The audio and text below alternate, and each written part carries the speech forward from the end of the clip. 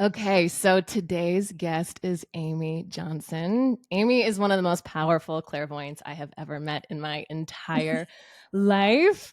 But to me, she's more than just a psychic. She's like a whole ass life teacher. I feel like my life has completely shifted from the first time I met Aimee. I know that those of you that listen to the podcast hear me talk about her all the time. Yes, it's that Aimee. It's that one that I'm always talking about. So without further ado, welcoming to the podcast, my dear teacher, Aimee Johnson. Hi, Aimee.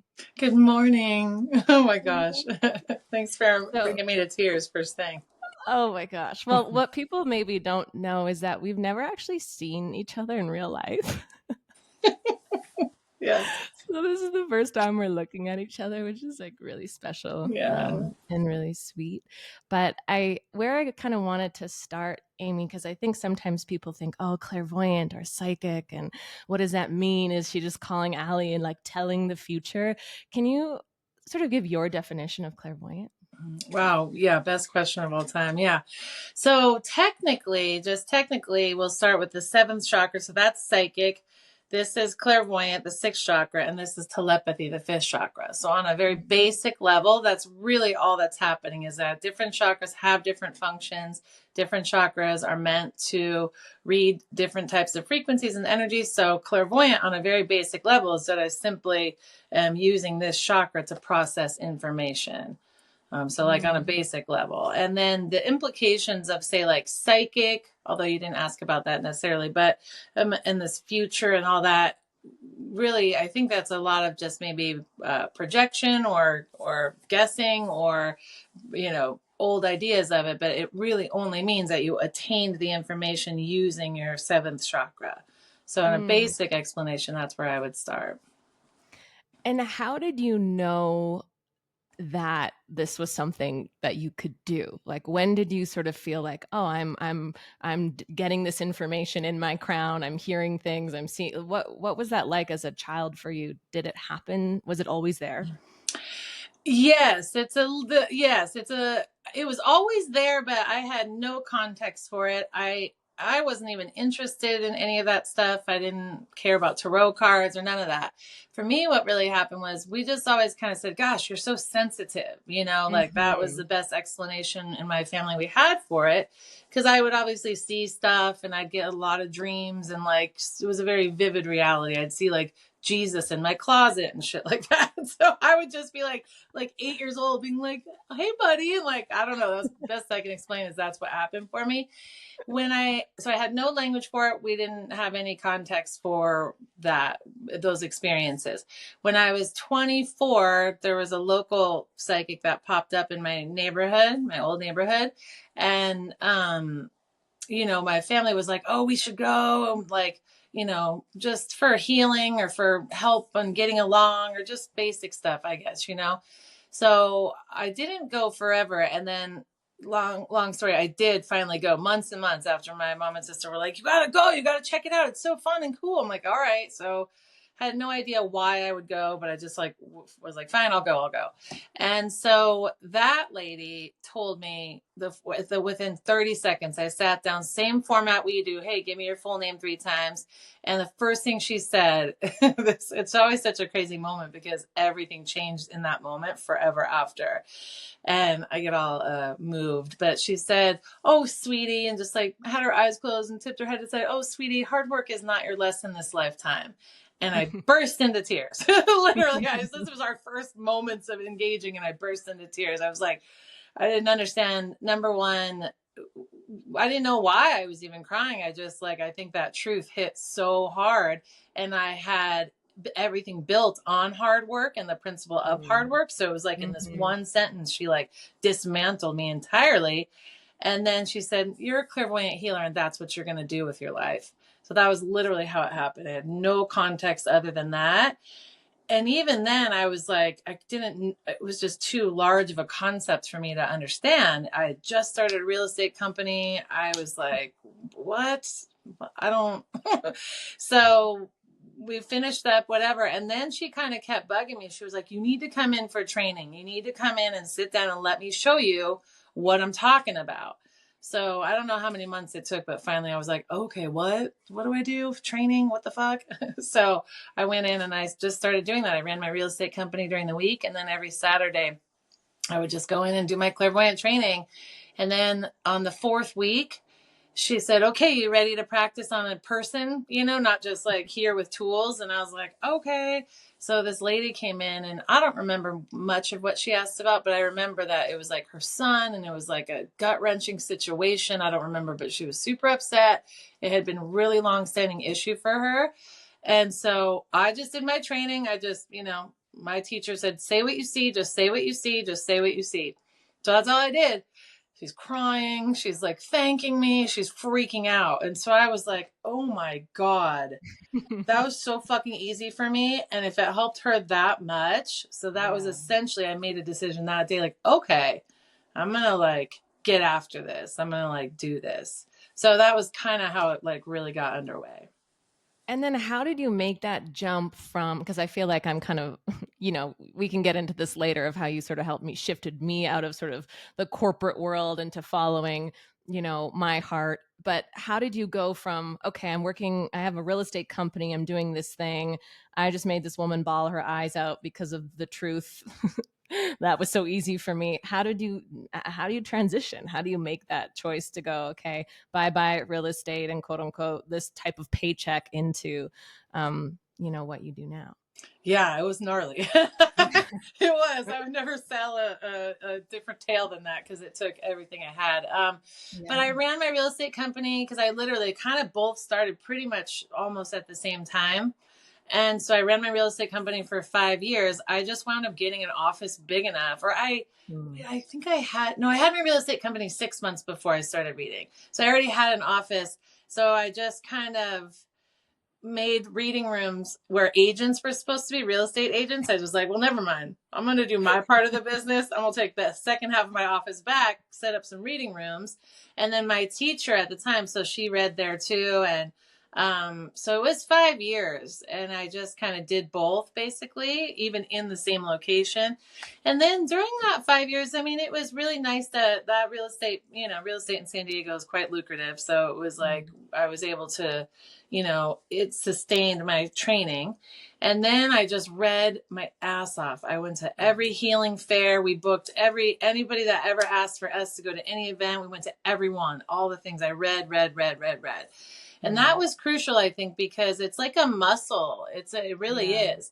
And at these fairs, or like we'd go to like health fairs at colleges. So I'd read, the maximum I read one day was 40 people in one day. Literally, they just like had a line and they just like 10 minutes, 10 minutes, 10 minutes, 10 minutes. And my girlfriend, my teacher at the time became my girlfriend, but she would just ran the line for me. And I just sat there like a beast, exercising this muscle, being able to focus without all like with there's noise, there's people everywhere. I have my eyes closed, so it's like you don't have that survive. You have to just trust your environment in totality.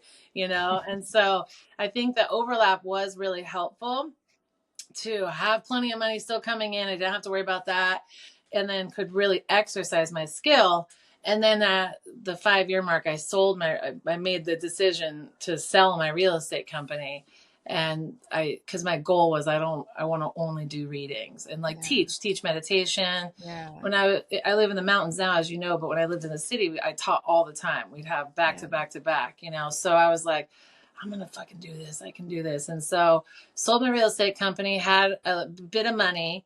And then once that money, I mean, San Diego, once that money ran out, I just like made personal sacrifices. I Yeah. gave up my apartment and kept my office because I was like, well, I'm not going to read out of my apartment. So fuck it. I'll just Yeah. sneaky sleep on my massage table when no one's looking. Like I'll just eat leftovers from the restaurant downstairs. So I just kind of like really just did whatever it was going to take. And I was probably super broke for probably 2 years, like full on, where I just like had everything I needed. All my bills were paid, clothes on my back, food on my table, but like zero extras, like Yeah. zero. Yeah. While Yeah. because I also I didn't want to market. I didn't want to, I didn't want to get on social media. I didn't want to get into I had just gotten rid of my real estate company, which took everything in my bones to make that happen. So I didn't want to get back into anything. I was like, ugh, I got free from that like way of being and that way of having a busy mind and being busy all the time. And I just knew in my guts, if I got back into something, I don't know if I'd have that enough to get out again. So I Yeah. just was, determined as fuck, basically. And then within 2 years, and that was in 2012, I closed very beginning. So 2012, by 2014, I was full time, and I've never really like looked back. Yeah. I remember you said once, this is maybe in a recent session, you said, everyone benefits from broke 2012 Aimee or something like that. And I'm sort of, in my own journey around, we let go of our home. We're on this big journey into, having a space in Mexico and yeah, letting go of all these things. But I want to talk about fear because you have taught me the most about fear. And I'm curious what that looked like for you, because it's not like I'm going to sell my real estate company and hop to the next thing. Like you were like, I'm a clairvoyant. And I'm curious, two things. One, did you feel sort of the pushback of like, you're going to now just be a psychic? What are you doing walking away from all of this money? And then how did you confront your fear and move through it? Mm-hmm. Yeah, super good questions. I appreciate that. Not only I could not get a broker to represent me. I had this big beastie real estate company that was cranking cash out and killing me dead in the meantime. It was like a beast. And it was such a laughable idea to every person that they were like, I couldn't give this listing away. No, I could not get anybody to represent me. And then as the universe would have it, or as love would have it, or whatever, this one day, this piece of like junk mail come in, and it's from these young kids who are like, all we do is sell businesses. You got a business you want to sell? I was like, yeah. So I called these young kids, and they had enough vision, and they were like, fuck it, we're going to charge you an arm and a leg, but we're going to get this thing sold. So, yeah, at first everyone's like, yeah. So, and then not only, the pushback on selling a thriving real estate company, they said, well, this thing must be failing. Right? I said, no, it's the opposite. I can't even hardly keep up with this fucking thing. I built it. I'm not just going to shut the doors, and so not only there, but then, even today, I mean, I've been doing this like almost 18 years, and it's like, when I'm out and about, I go drinking at the Legion or whatever. We don't talk about it. Everybody kind of knows who I am, but we just don't talk about it because, it is still such has so much stigma around it. So, and I really think, and I appreciate your first question, I think it's because people don't understand what it is. Exactly. That's the most common thing. And once somebody actually works with me, they're like, oh, that's what this is. I'm like, well, it's how I do it anyway. It's not how everybody does it. But so I think people just don't understand it's a highly functional way of, everything's made of energy. So we need to be looking at things as energy. It's all made of energy. So, it's a very functional, it's functional is my best way of saying it. I don't push, I don't advertise, I don't try and get anybody to know anything about it. That's part my personality type. That's part my human design. And it's also just like, I want to just love it and keep it sacred, And so if people don't understand it, then they can ask and I'll answer, but I don't really go beyond that, I know that was kind of a compound question. What was the second part of that question? Remind me, please. How do I deal with my fear? Yeah. Mm-hmm. Well, and that I will say for anybody who might listen, what I learned a lot in 2012 was to not, I mean, it was fine. We pulled through, but I've learned forever after I maintained the lesson. Don't change too much at once. I changed too many things at once without anticipating, it was time for me to relieve a relationship. And I was kind of excited about that. I was like, oh, I'm going to be free and single again. So that was cute. Theoretically, had succeeded at selling my real estate business. And then, so I broke up with my girlfriend, sold my real estate business, moved out of the house we had together, and all of it happened within like a very short period of time. So that's what I was like, I mean, I wouldn't undo it necessarily, but that really made my body go into, I think, an extraordinary amount of fear. Whereas if I had paced that out a little bit more, maybe that fear spike would have been a little bit more manageable. So that's number one. I learned that. And then number two, I basically I can remember there were certain days where I was sitting in my apartment, like ready for work. I'm going to go to my shop in Hillcrest. It was my neighborhood where I do my readings. And I would be so frozen in fear that it would take me like, I remember this one day, it took like 25 minutes to get off the couch. I was like ready, fucking dressed, you know what I mean?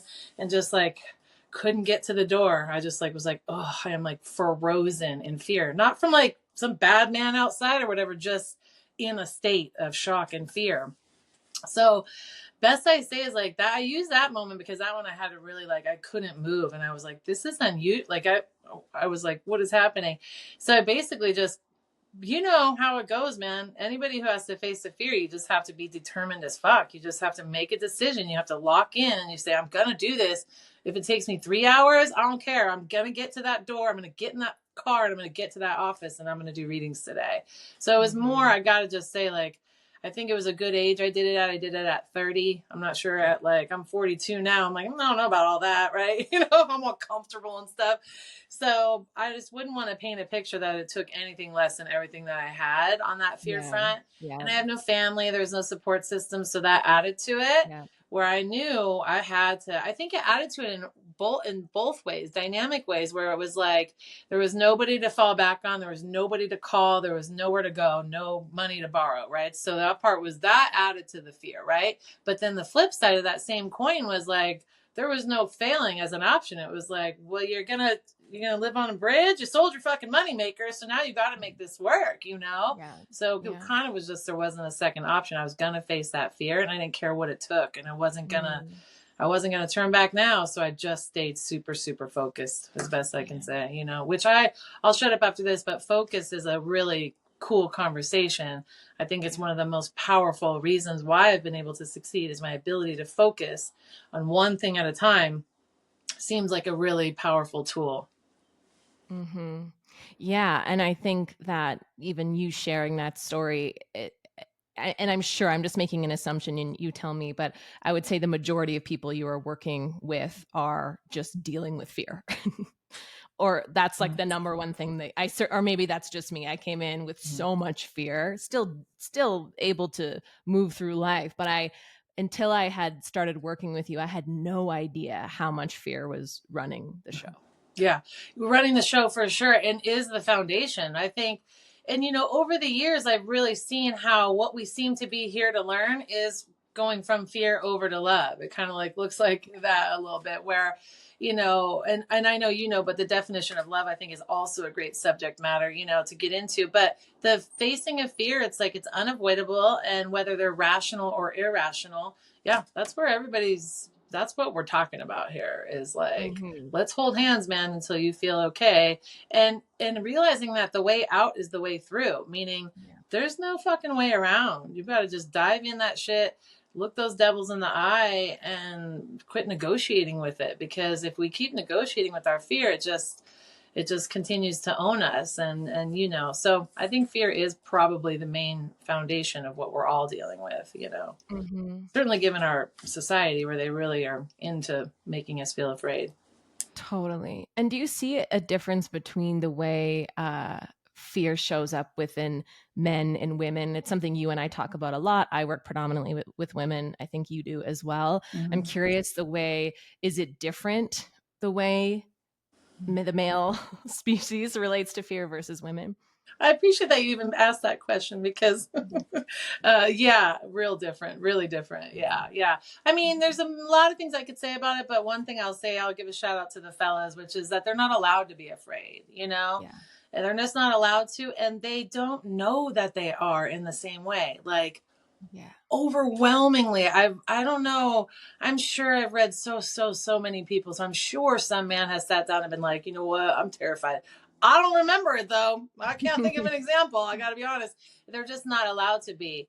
And so whereas women are painted as like incapable or maybe frail or overly emotional or like, well, you got your period, you know, so it's like you guys are allowed to be afraid, you know. And so you guys, women come in my personal experience with how I work, I can drop kick a chick, just absolutely say anything to her for the most part.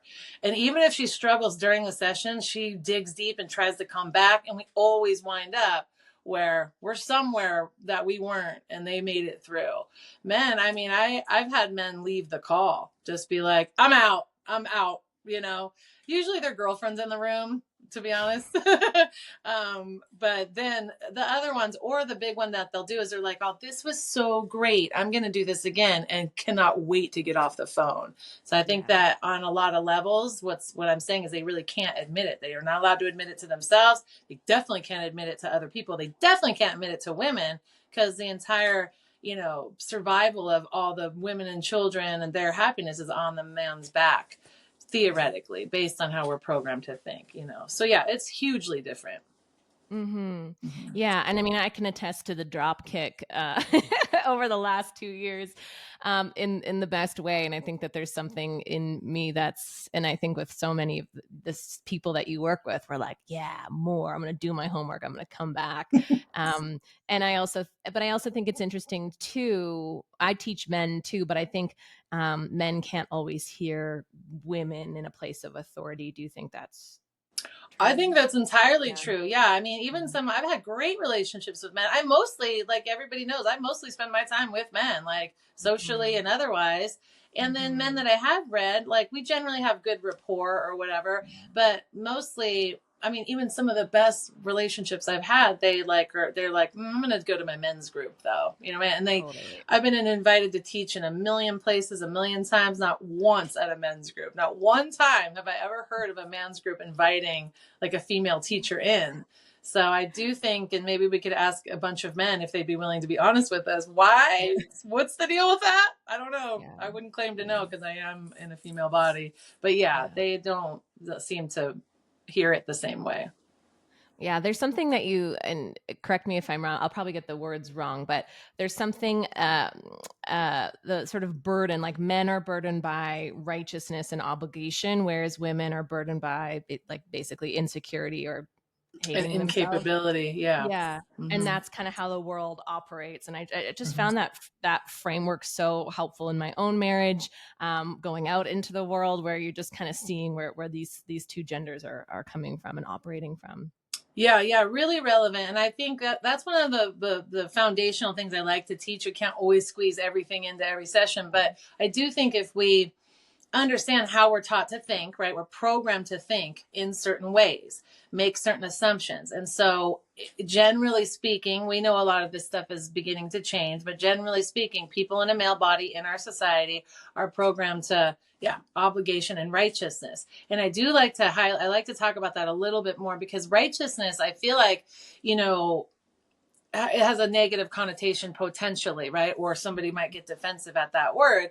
But really, what I've discovered over the years is that men are, like you said, burdened with they have to be right. They're supposed to be right. They're not allowed to look for directions and all these cliches like, oh, I can't stop and ask for directions. So that's some shit that's put on them. You know what I mean? I Mhm. think it's sensical to be like, where are we? I've never been to Wisconsin before. Maybe we should just ask this dude on the corner, like, so they're burdened with the idea that they have to be right.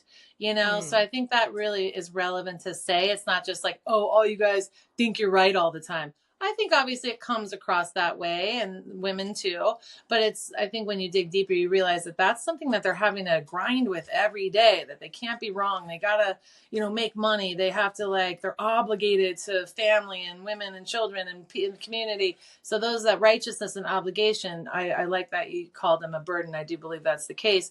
And then just explaining a little bit more about the female principle is, yeah, we're trained to self-hatred and incapability. Like, oh, you can't do it. You can't do it. Right. And that's why we see all this counterculture being like, women can do anything. It's like the fact that that's even a conversation demonstrates that we're taught we can't. You know what I Yeah. mean? Yes. Not to mention, like, I even remember in high school where I was always kind of a tomboy. I mean, you know, not necessarily physically, but like, and I wanted to take shop class and stuff. And they had no shop class. Like, girls weren't allowed in shop class. I was like, it's ridiculous. And it's so annoying too, because I live in this life and I lived off the grid. I live in the country. And so I'm like, damn, I would love some of those skills, man. Like, and I like went looking for them and they were just like, no. I was like, I don't understand.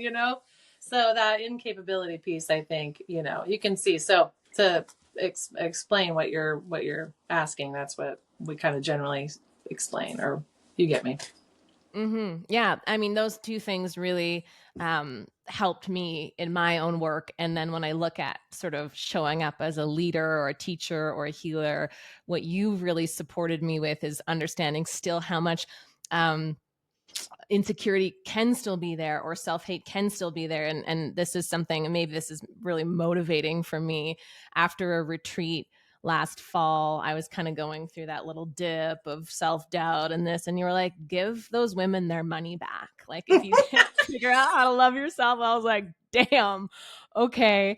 But it was so, I think so. And I love that you're not sort of in this world like on Instagram or TikTok and doing all this shit, because it's so noisy and there's so many people that are saying shit that they're not actually practicing. And I just feel like you are a true teacher of teachers, because you're really keeping myself, George, friends that work with you, so in integrity to who we are in order to show up for people. And that's who you are. You always say this, like, I don't know how you phrase it in this sort of funny way, but like, you can't show up and lie on a call. You're just as true blue as they come, and so rooted in truth and freedom. And so I sometimes forget that you're human, because I'm like, what does Aimee do in her free time if she's just rooted in truth and freedom? Does she watch TV? Like, I have all these questions. I'm like, does she know about the Real Housewives of New York? Like, like, that's a TV show. But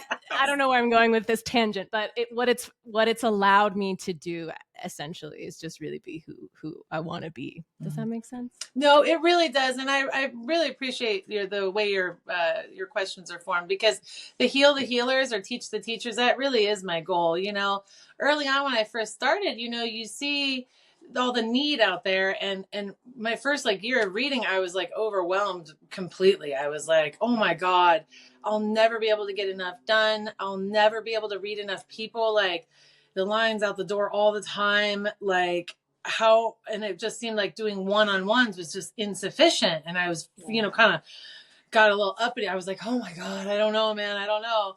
And then I realized that, of course, my guides just said, that's why I heal the healers. It's like, if I work with you, I'm working with infinite number of people, essentially, right? And George too, he had 45 or 50 people at his last class that we talked about. I'm just saying, so that's like, you know what I mean? And I tell everybody, I'm like, go say all this shit, like, meaning there's nothing proprietary to me here. Spread the word, get it in the water, like plagiarize it, literally, whatever we need to do to. And so that's number one. And then, the truth is a very interesting, it's one thing to like look at it in your own self, right? But where I think it can become isolating for people, healers and teachers, who really want to make that their life. They really want to just get into the deep end of their work and live their work, is the isolation, the separation from other people. The truth isolates. It does, because, and I mean, I'm guarantee you know people that will not fucking call me back. That is not going to happen. You know what I mean? Yeah. So same job. I always do the same job, different reading, same job, though real consistent, as you know. And it's just like, that's, I think, the biggest obstacle for most people, is that they don't want to be isolated or bastardized for the fact that they tell the truth. And it's like if you have a female body, I mean, the first thing is just like, you're a bitch right away. You know what I mean? It's like, especially from men, So yeah, call that out. And that's why I have to keep like powering through to make a network. And you've heard me say this before, like, today's a great example. It's the first time we've seen each other. I've never met George. I've never met anybody that you've referred to me. I don't think anybody, and even living way up here on the mountain, I read only on the phone, which my first 9 years I read only in person. So when you really want to get in the deep end of it, it's not really like about how doing everything perfect. It's just about like being able to have your own back when others won't, and hold that line where you have to love your own self. You have to have your own back, and you can't wait for 1 ounce of validation from anybody ever, because, and not to ramble on a little bit, but one of the best lessons I ever learned from my guides early on was like, look, you got to say what you see, and you got to be confident in this truth, because these people are going to listen to you. So you got to be right. You got to be accurate as fuck every single time. And you got to really like So they said, don't take invalidation. Show up with impeccability. Do the best job you can every single time. And if you can't do that, then don't fucking do it. And then don't wait for validation. Don't wait for compliments and don't accept invalidation. So it was like one coin with invalidation and compliments on the other side. And they say, don't take either of them. Then I get a lot of love. I get a lot of compliments, but it's like, you got to just ride that neutral line where I stay focused on impeccability and truth. And that you guys, I have to assume you're going to listen to every single thing I say. Not that you should. I just have to make the assumption you will, so that every single thing is accurate that comes out. Yeah. I love that. I do listen to everything you say. Can you speak a little bit about neutrality? I feel like this is something that has been really big for me because I also am very sensitive, very emotional, but I also take things really personally. I let things like really hit me, affect me. And so neutrality as a tool has been a game changer. And I'm curious if you could share a little bit more about what is neutrality and how do you use it? Mm-hmm. God, and it's such a game changer. Anybody that ever might hear this, neutrality is going to be your new best friend. Yeah. Neutrality is my best friend. That's how I feel. So I guess, I mean, without going on and on about it, I think what we're motivated to say in this moment is it's a lack of belief system is where a good place to start, where we have belief systems, right? Like either religious belief systems, those are obvious, political belief systems. We all know about those, you know, familial belief systems. Oh, well, we in the Smith tribe, we believe this, or we're like this, you know? So the belief system is really, it's really what seems to be the root of all conflict. It seems to be the root of all separation, of all abuse. It's just like, well, I believe this and I'm going to trust. So then now what? So I'm carrying this thing around. Do I have to convince you to believe it? Do I convince somebody else not to believe something different? So with this belief system is like a whole thing you have to carry around and then like impose, or you have to like go through it to get to the world, and the world has to go through your belief system to get to you. So I've been saying this for years. The guides tell me everything, meaning I didn't make this shit up, but I can't invalidate it, that a belief system is completely not necessary and in fact detrimental. Drop your belief systems. We don't need to have a belief about this lemon water. Oh, lemon water is good for me. Well, maybe not. What if I drank too much water and I lost all my salt, and now like the more water I drink, I'm putting myself in a weird moment? I don't know. I'm just making shit up. You know how I be doing it, but I'm saying we can just observe the world. I can just observe you. You're a female person. We're on a call. I don't need to have an opinion and a belief system about it. I don't have to attach something to it. So it goes back to like neutral observation, where you can just observe and then respond. And we don't need to have all this extra accoutrement of, well, I believe we should this or shouldn't that. And you know where that's going to lead me in the second part of neutrality. So belief system is one, and then judgmental framework of thinking is number two. So I'm going to say I can't believe I didn't say this to you till just recently, like we joked about on the phone, but the judgmental belief system, right? Or the system of thinking that's judgmental, which is, I get excited. I'm going to slow down. I get real excited on the neutral subject. Because I'm just like, it would change. If there's nothing else anybody does, just find neutrality, man, and forget about the rest. Totally. You'll be fine, man. You'll be fine. So we call them in my world 6 no-go words. And I'll explain why in a second. But those 6 no-go words are good and bad, right, wrong, should and shouldn't. So you can see how the concept of belief systems meanders into this structure, this framework of mental body awareness, a framework of thinking, right? So, and we've talked about this before, that's subjective. Good doesn't mean one single thing. You can't compare it to anything. You can't invalidate it. You can't validate it. It's non-scientific. It's not mathematical. It's all subjective. So it doesn't mean anything, And so here we are operating and engaging, making all our decisions on how we treat each other, ourselves, and the planet on things that can't even be proven one way or the other, that are completely opinion-based. They're complete vapors, right? And so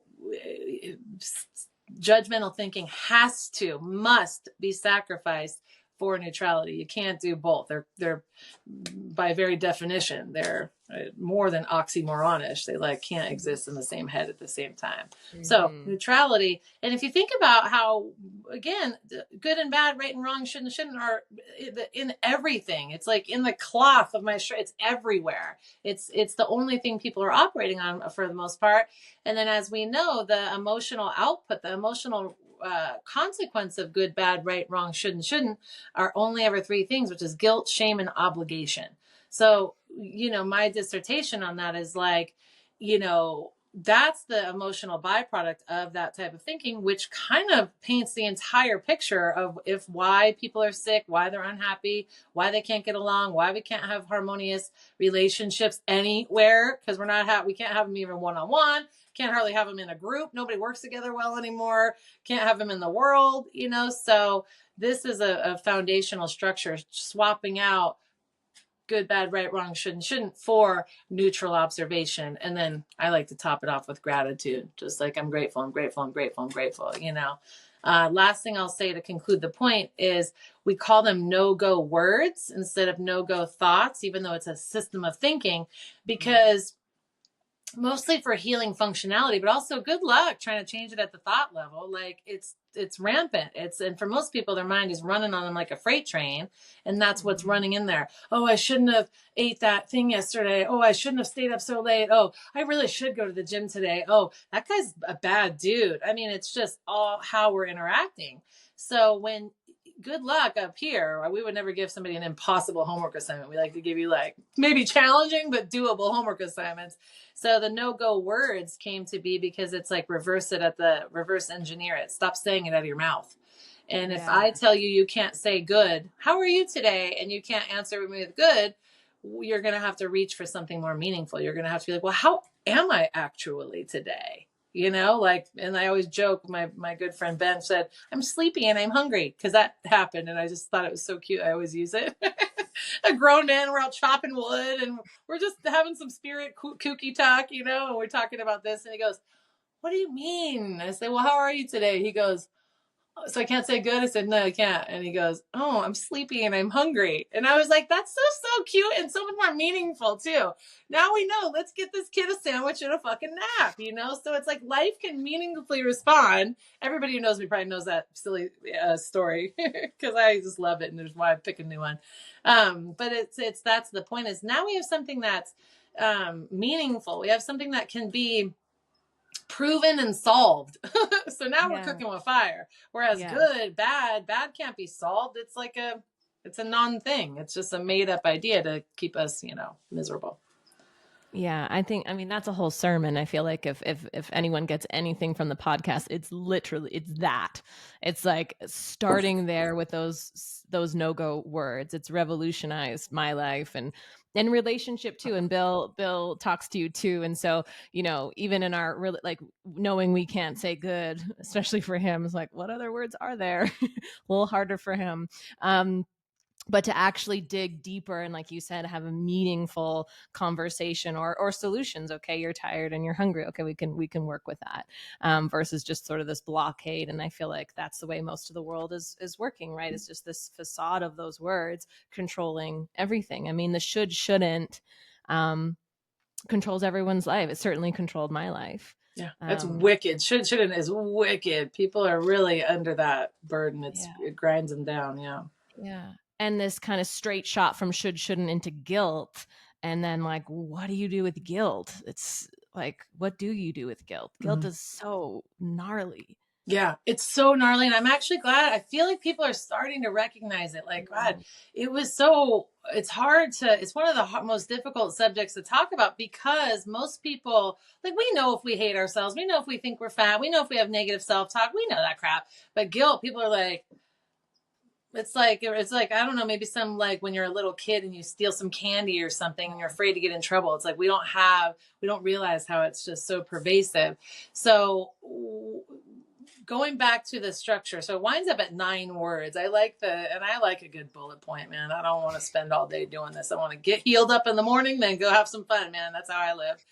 So the 6 no-go words again, good, bad, right, wrong, shouldn't, just get it in there. I love to repeat myself. So understanding that the mental body is upstream of the emotional body, and the emotional body is upstream of the physical body. So another way of saying that is we think a thought, then we feel that thought either immediately or eventually, and then eventually the emotional body starts to affect the physical body, right? So knowing that order of operations, I think, is crucial.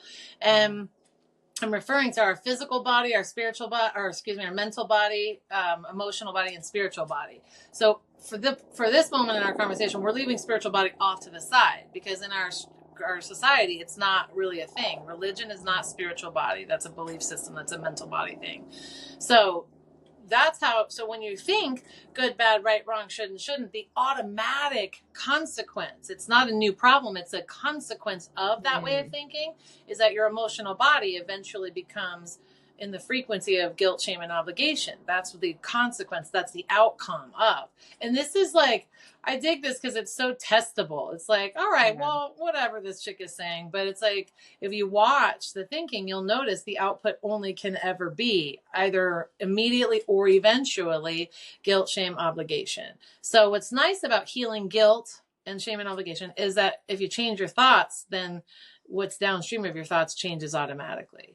So we don't have like a whole, most people only have like one or two things they really got to get after and just practice over and over and over. Where I think a lot of people feel overwhelmed with their healing requirements. They're like, where would I even start? I've got like this and I've got this and I've got this and I feel bad all the time. It's like, nah, dude, just get up at them 6 no-go words, and you do that with enough repetition. You create a habit out of a new way of speaking and then therefore thinking. Well, then the guilt heals itself right up, because it's just a byproduct, you know. Then you and the mechanism, like, how did we get guilt? Through good, bad, right, wrong, shouldn't. That's literally how it comes in, whatever form it comes in. Because even if you murder somebody and you're like, God, now I feel all guilty, all telltale heart, you know, old reference. That's because you think it's a bad thing you did. And I'm not saying it isn't. I'm just saying all guilt and shame, obligation comes from good, bad, right, wrong, shouldn't. Yeah. So you might as well don't even bother with your emotions. Get after that mind. Get after those thoughts. It's always, and I am not saying news here. All spiritual texts, this is a long-standing lesson. I am 0% the first person to ever say it. The mind is the problem. Everybody, I don't care who's listening. Every single one of you, if you fucking think you have a problem, it's because of the way you're thinking. And if you're not getting the result you want, it's because of the way you're thinking. If you're not having relationships the way, it's because of how you're thinking. There's never another answer. There just isn't. Do we all have our own specific key to unlock everyone's specific healing? Yeah, totally. That's what most clients seem like, is they got some lock, like some unique lock. And my job is to figure out what key goes to their lock. Click. But on a baseline, anybody can incorporate this and get excellent results. It's so true. And I think we do think healing is more complicated, because when I started to learn about these concepts, but then I'm like, but when I was little, then this thing happened to me. And like, can we just talk about that at length? And, you know, we're so sort of overly maybe therapized now in society, where it's like, let's just talk this thing until it's dead. And I think I've tried to sometimes bring that into session. Well, I'm like this with my partner because my dad was like this. And you're like, okay, well, like, let's just change your mind. And I'm like, but wait, let's go back to when it was sad and it hurt. And it's like, no, change your mind. I love this flow. I love that feedback, because exactly, you can never just take someone's story away from them right away. You can't be like, thank you, let's shut that down right now and throw that in the fucking trash, right? You can't do that right now. You got to let them. So I always, like, you know, I call it like 5 minutes of humanity, where it's like, you got to just be like, I'm a victim baby, and life is bad to me, and my mom sucked, and that's why I'm already. And a lot of times, like, I had a way kooky upbringing. I have a really, you know, so it wasn't like I was just like, you know, no, we take fucking blows. We're all recovering from our childhood. So I will validate everybody that's listening that we know you've got your story. I have mine too. I just eventually stop telling it. That's really what has to happen, is you just go, let it go, man. It ain't happening in present time. And that's really what present time awareness is so much about, you know, is that, you know, we're reacting rather to things that are not happening in present time. So we keep thinking, oh my God, well, when I was 8, my sister punched me in the eye and that always made me scared of girls. I don't know, making shit up. Not really, that did happen, but I'm just saying, like, I just mean to say random stuff. It's like, yeah, but I'm not 8 anymore. I'm 40 friggin' 2, man. Like, so that's not actually happening in this moment. Like, so I don't need to keep responding or reacting to stuff that isn't happening in present time. So I'm going to validate everybody that's listening. I know you have your story. Let's give it a couple rounds. I'll let you guys tell your stories 2-3 times. Yeah, but we all need to stop after that. We need to, and I've been checked on this myself too. One of the girls I was dating one time said, "You're wearing that like a badge." Like I was wearing like my sad mom story as a badge. This is however she put it. And it just hit me that day. I don't think I ever told the story after that day. I was like, nailed that. Okay. Love that checks and balances, man. So stop telling the friggin' story if you want the story to change. And the story is, half the time we're not even recollecting the whole thing accurately. I mean, I would say probably all the time, where we aren't sure if we remembered it right. We're little, we might not know. And also we have our big opinions. And also the more you chew on it, it's like liver. It just keeps growing. The more you give energy to it, now all of a sudden you're like, yeah, this other time, she did that another time too. And we start really, we got to really justify our behavior and justify our pain, because we're not going to let go of the fear and pain. Fuck that. We are going to bitch about it until everyone's ears are bleeding. But so long story short, let the story go. That's the discipline, is just stop talking about it and pick something in present time to focus on. Totally. Yes. And I love that this is flowing into present time, because I will often be in these really distraught victim mindset, and I'll call and then like I'll just take a bunch of notes, but really you're just like, get present. I'm like, right, okay. I just needed an hour to just get back to the one simple truth of, is any of this happening in the present moment? No. Okay. No, great. It's not. And it's always present time. I'm going to say that again, because that's one of my, it's so funny how obvious it is, but so elusive to get it to land. And I'm always like, you guys, it's always present time. It's always present time. I tell anybody, I'm all the wall. Are you listening? It's present time, bro. It's always present time. It's always right now. And so the more potent we're focused in the now, the more effective you're going to be. And the more you dissipate your power by leaving present time with your mental body, then the weaker you're going to be. It doesn't matter what you're trying to accomplish here. You're trying to change your eating, trying to have a better relationship, trying to make a business. It doesn't much matter. If you're inefficient with your energy by leaving present time with your thoughts, then that explains probably where your problem is or whatever, Oh, it's so simple. And yet, yeah, it's like, it's the whole, I don't even know how to articulate this. I'm just like, why? Why is that so fucking hard? Crazy, right? I know. Yeah. I do. We get a lot of complicated concepts through. This simple one is, I have to say, probably the hardest. You're hitting on some of the good ones. Like guilt is so hard to explain to get people to realize, oh, wait, that's guilt? Yeah.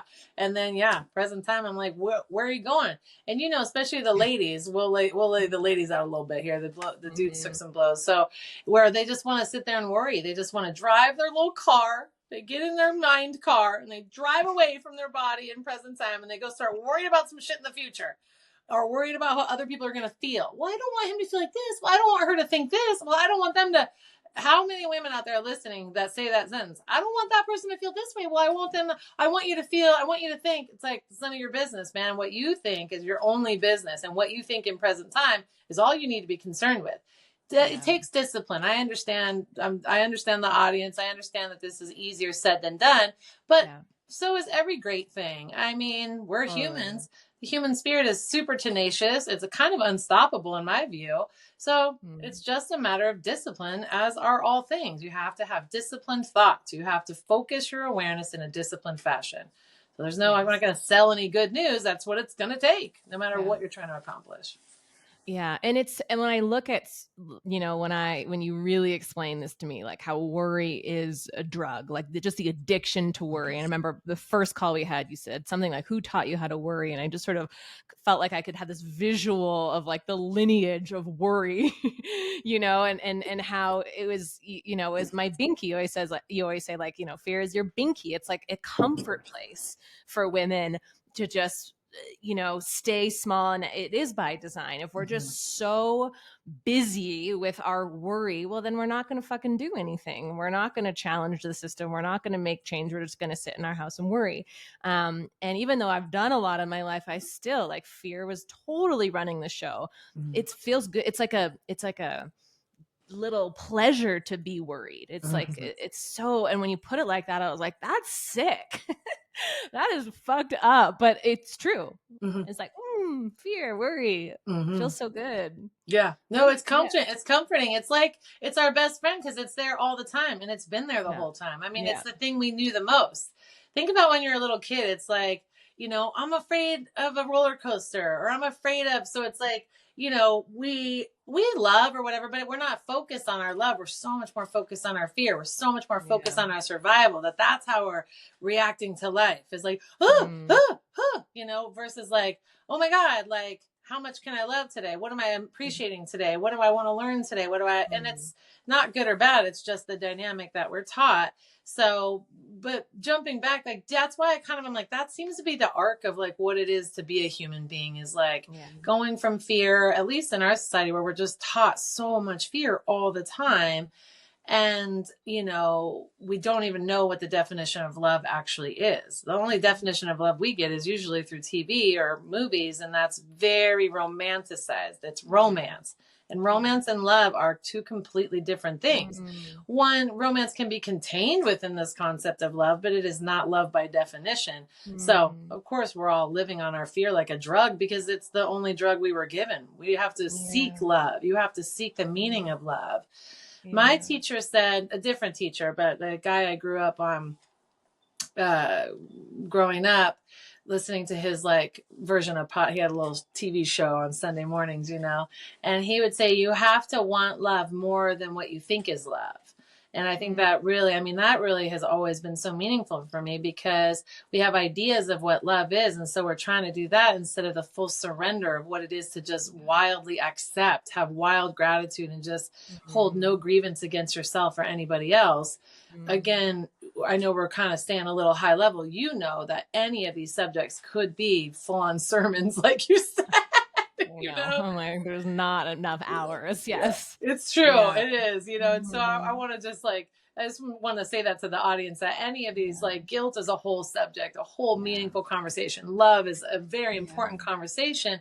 We're going to touch on some things today, but I just like everybody to know that love is a very meaningful conversation, and it's not about romance. It's not about sentimentality. It's about a state of being. And to speak to fear, that's really the way to cure fears. It's not going to go away till you kind of air quotes replace it with love. We have to learn what love is in order to do that. I love that. And I know you sort of just said it, but I feel like you have a really easy definition of love. And again, all credit to the guides. I would never claim any of this as my own, but love is so they say love equals vital life force energy, right?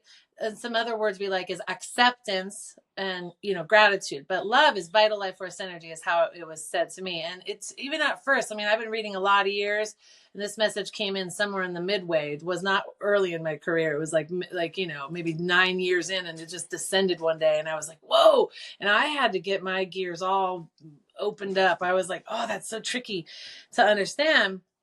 And then they kind of went on to just say, look, so you woke up today, right? And your heart's beating, right? Life is flowing through you, right? And you have that in common with every other thing that's alive, right? And I was like, well, yeah, fair enough. All that is true, right?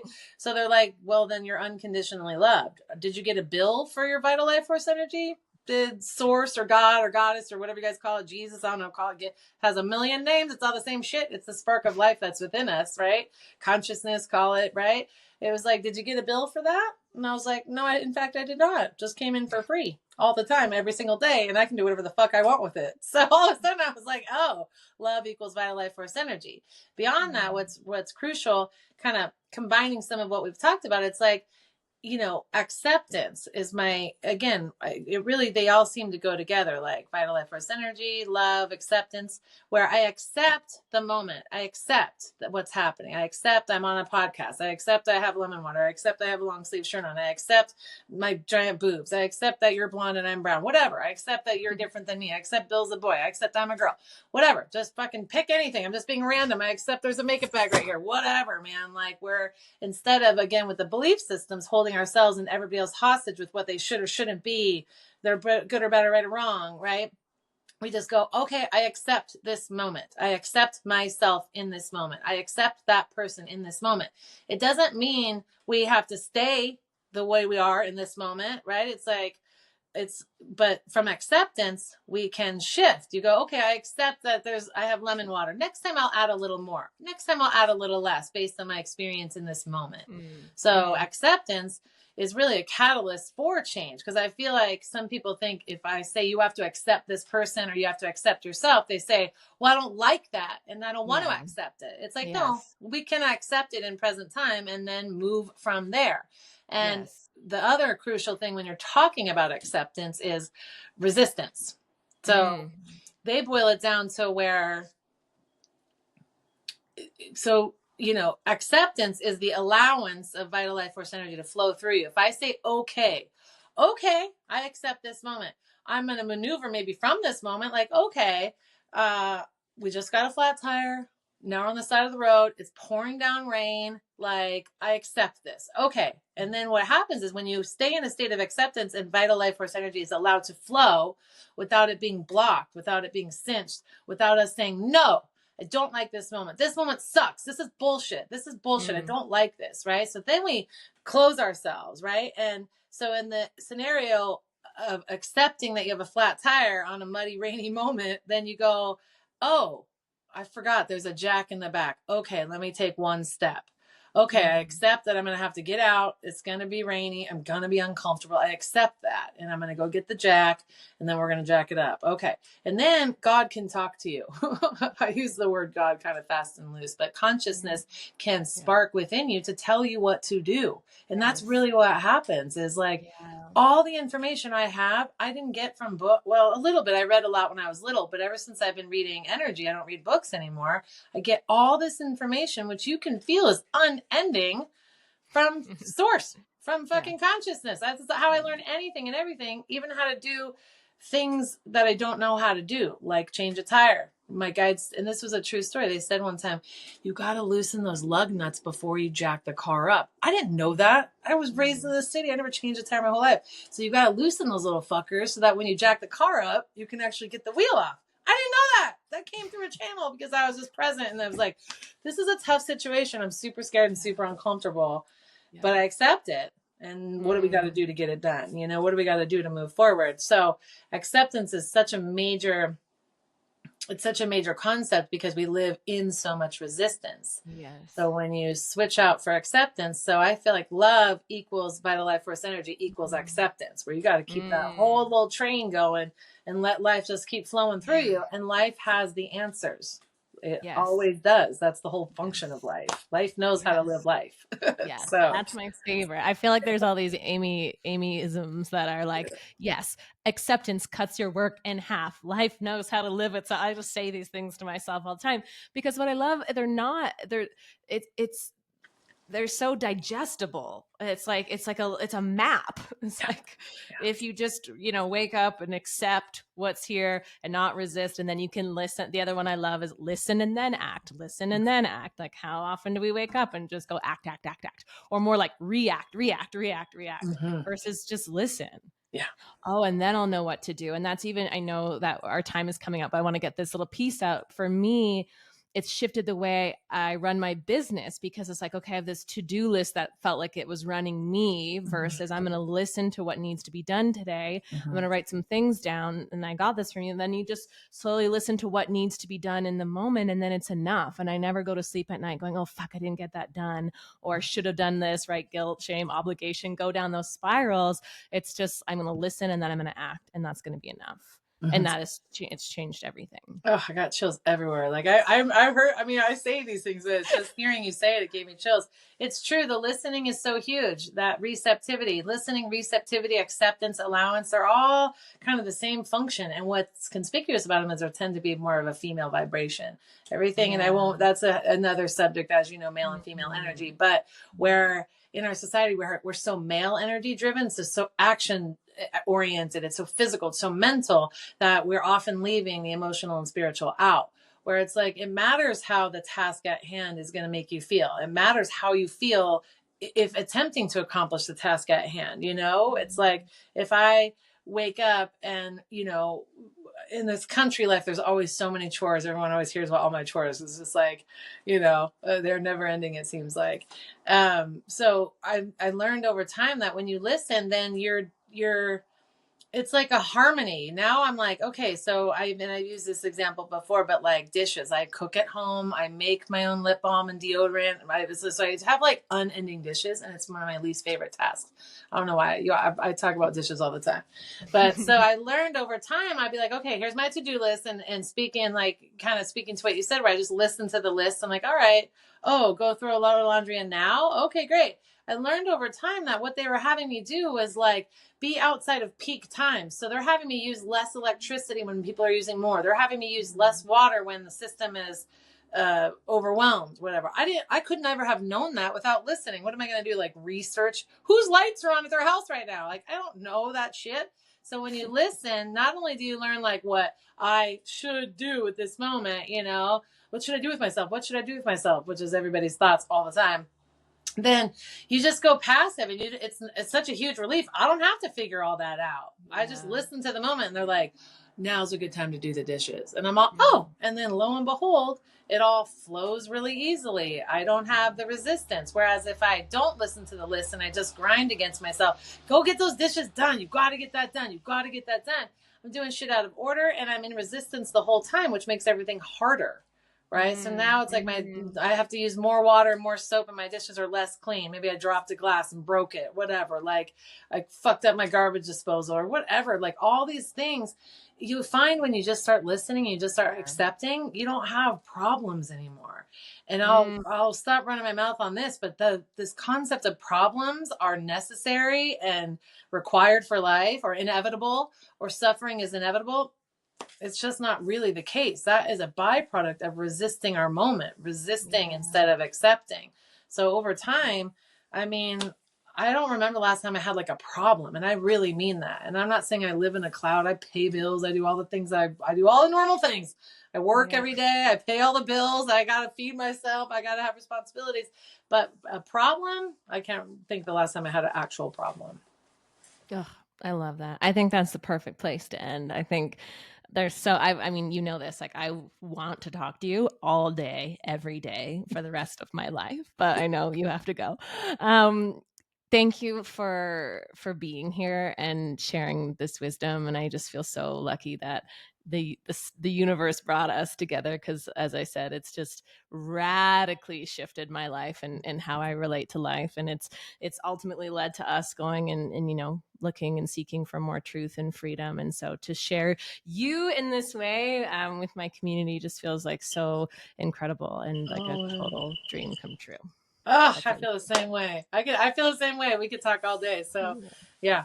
Awesome. Yeah. I'll be in here if anybody, if you have more questions for me, I'm always available. And that was sort of my next question, and you can think about this, but if people, because I know people are going to listen to this, I want to talk to Aimee, and I always say when people want to talk to Aimee, I'm like, like get ready. It's not she'll drop kick you. It's real. It's real deal. But I know that you work with people one-on-one. Is there a way to reach you, or people want to reach out to you, they can ask me, like, what's the best way for people to connect with you?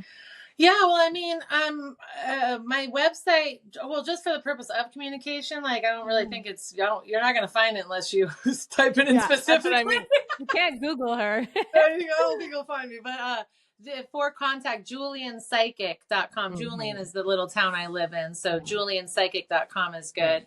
And then my phone number, you see how I am. It's like if you have my phone number, that's probably the Yeah. best way. You're Yeah. probably have to Yeah. know somebody that knows me, but Totally. Yeah. yeah. Reach out. Feel free. If people listening to this, they can DM me and then I can share your phone number Yeah, and I'm not and like yeah. all exclusive or stuck up, and I Yeah. don't have so many appointments. I don't have any room. So just I Yeah. get those questions a lot like, "Oh, I don't like to book super far out." Allie knows this. I like to I work real know. time. If you got a problem, hit me up now, man. We'll knock it out today Totally. or maybe tomorrow, maybe the next day. I Yeah. have so many hours in the day, and the way I've arranged my life is that I have so much flexibility. Yeah. So that way it gives me the opportunity to respond if somebody's like, I mean, if they're texting me now, they probably got some stuff they need to work out now. And I like to address things Totally. in the now. So don't be afraid. Hit me up and I'll get you in.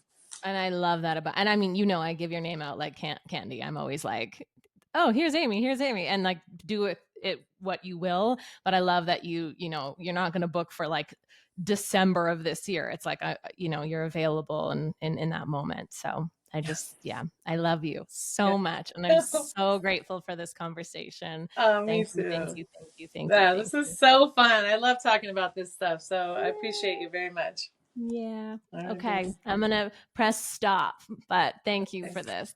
Awesome.